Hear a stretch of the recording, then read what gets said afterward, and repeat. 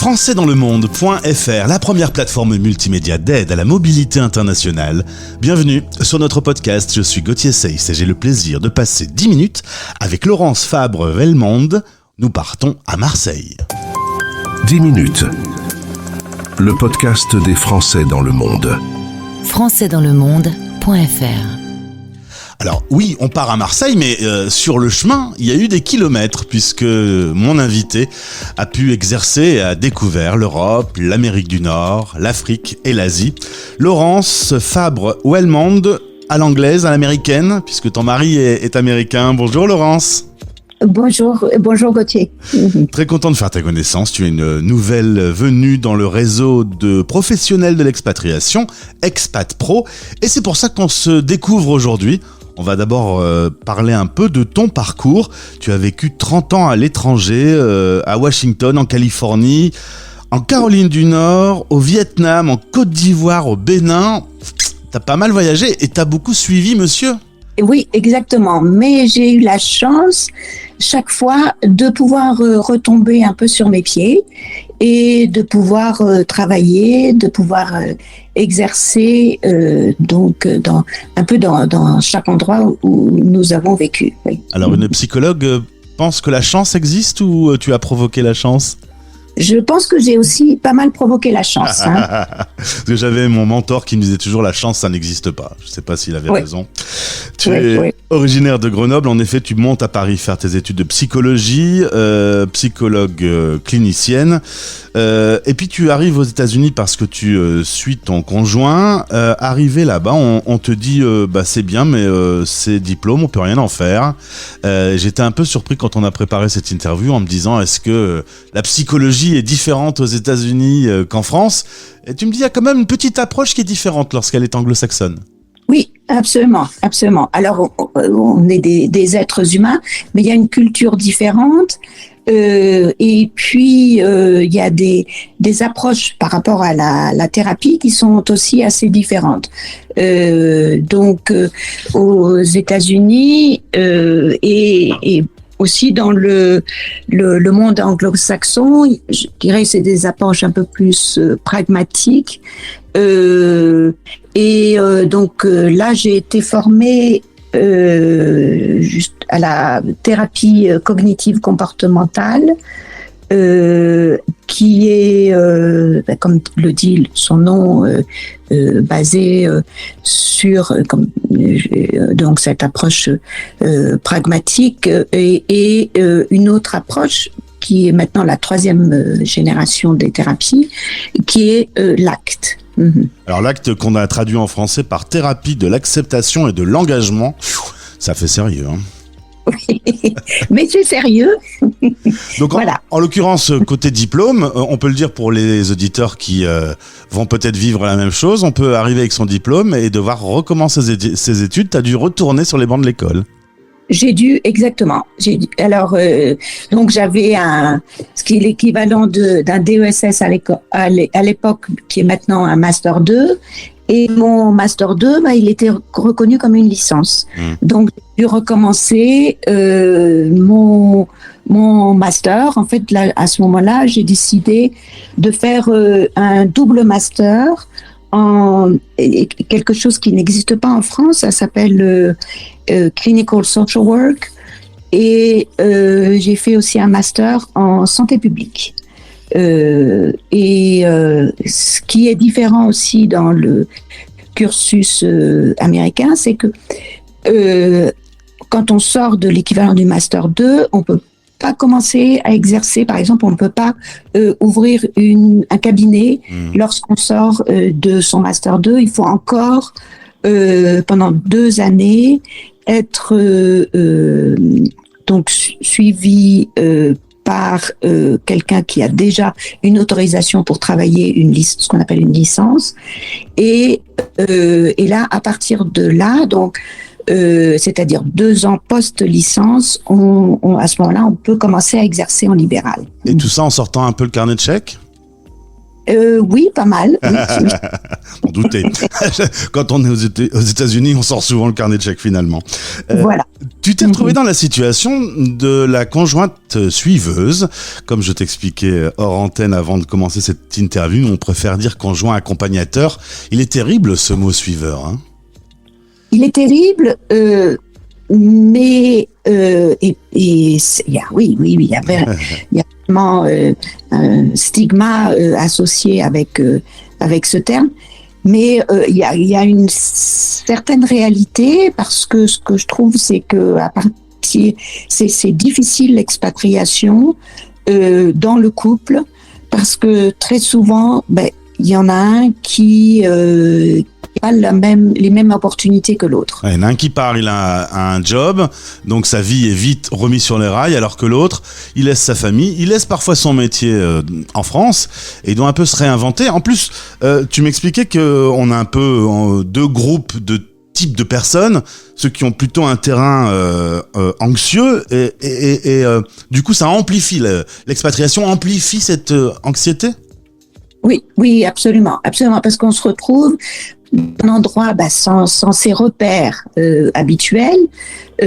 Quand il y a la barrière de la langue aussi, qui fait que ça rend les choses assez difficiles, et la culture complètement différente.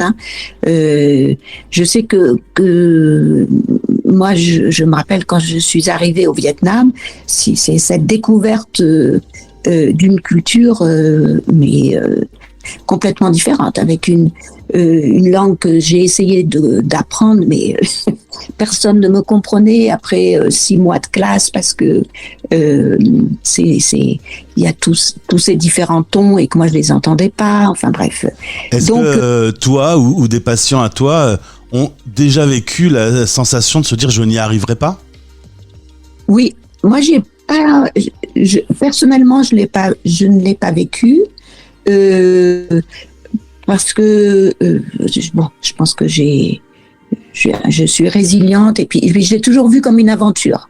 Mais d'autres personnes, oui, ça peut être très difficile, et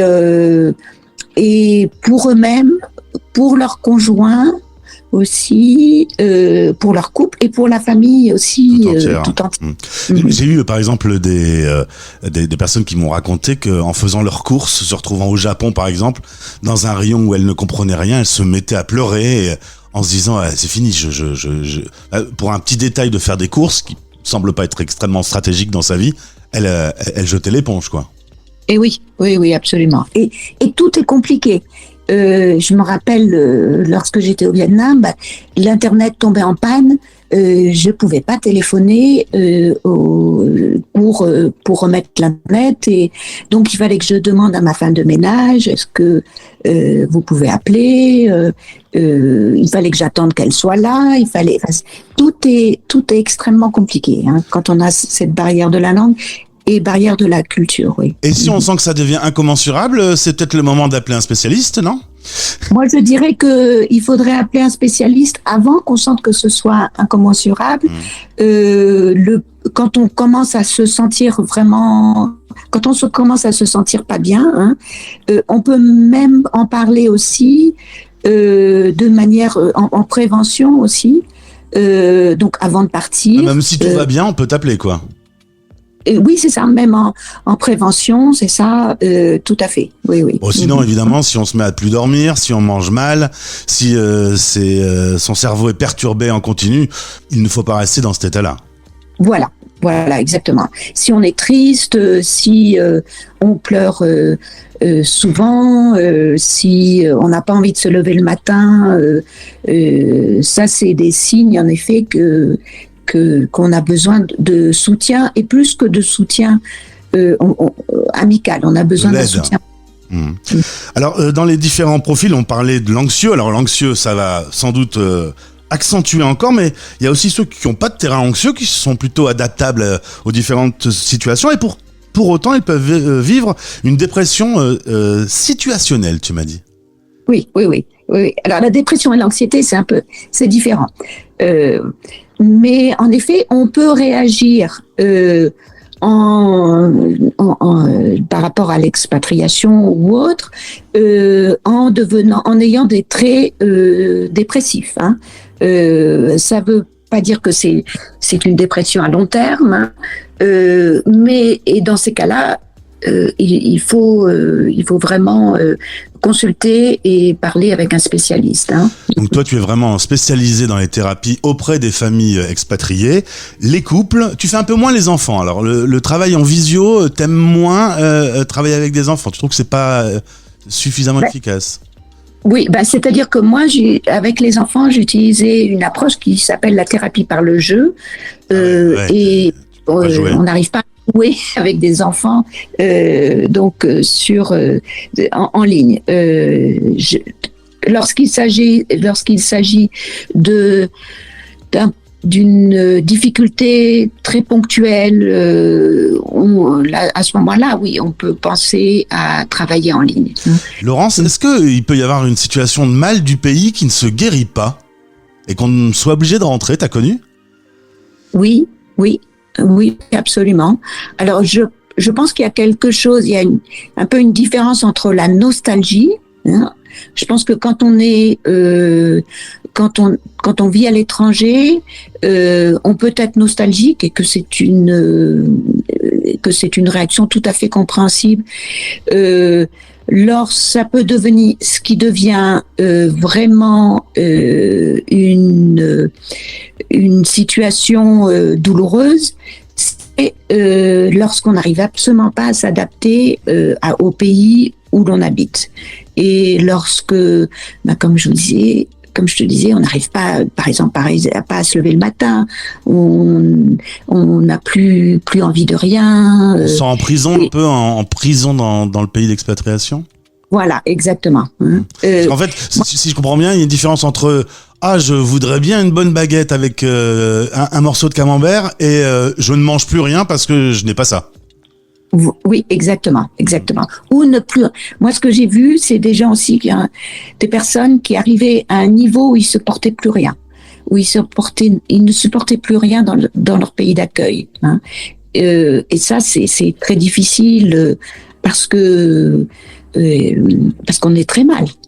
Hein. Laurence, ma dernière question, là, des auditeurs qui sont un peu partout dans le monde, on en a 100 000 qui écoutent un peu partout sur la planète. J'imagine qu'il y en a un en particulier qui se disent « Oula, j'ai l'impression qu'on a un peu parlé de moi là. Comment on fait pour entrer en contact avec toi? Comment ça démarre l'aventure avec toi ?» Alors, ce qu'on peut faire, ce que cette personne peut faire, c'est prendre contact avec moi. J'ai un site web, hein, c'est laurencefabreonemonde.com. On peut aussi prendre contact avec moi par le site de Expat Pro, parce que donc je suis enregistrée. Alors, moi, ce que j'aime bien faire au départ, c'est parler avec la personne pendant 10-15 minutes pour me présenter, pour que la personne, et puis que la personne se sente à l'aise, voici, se sente à moi. Et après, on décide d'un rendez-vous. Très bien. Merci beaucoup Laurence pour cette explication. J'espère que tu es contente d'avoir retrouvé ta France natale et Marseille, puisque tu m'as dit que tu avais quand même, au bout de 30-35 ans d'expatriation, très envie de revenir. Oui, exactement. Oui, je suis très bien là où je suis. Eh bien, bonjour à la canebière. Hein. Merci beaucoup Gauthier. Okay. Français dans le monde. Français dans le monde.